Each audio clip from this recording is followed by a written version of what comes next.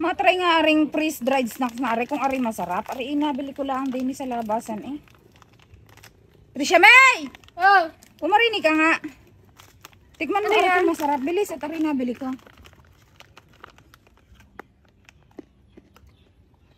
Biyo nga, masarap nga. Crunchy. Center pahingin naman ako niyan. Ano naman minangasab mo? Oh, tignan niyo, aray.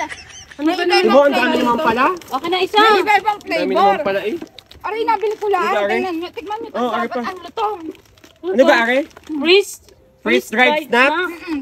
Uy, Experience nga natin kainin to. parang bago to ah. Tikman mo. Tingnan ko nga. Ano nga. Bagong labas ba ta? Umasab na lang umasab din sa likod na halatang nagtatago sa atin. Hindi man lang magtawag eh. Ang damot na rin. Kagigising ko lang ako'y nagmumuni-muni. Ari Wow! ano ko. Ang sarap nito pala tayo. Ang sarap niyan guys. Ang sarap nitong freeze-dried snacks. Ang Frozel Pops guys, bagong-bago at kailangan yung ma-experience. Talaga namang napaka-crunchy. Ang sarap niyo guys. Pwedeng pambaon ng anak to. So guys, ito nga pala nakita namin at first experience namin kumain itong Frozel Pops. Ang mga dried snacks guys, napaka-crunchy niyang nguyain guys. Ipakinggan nyo. Dapat nyo ma-experience kumain ng Frozel Pops, ang freeze-dried snacks guys. Ayan o, bagong-bago siya at ngayon lang namin siya natikman. Kaya ano pang hinihintay nyo? Dapat lang na itry nyo ang Frozel Pops guys, ang freeze-dried snacks.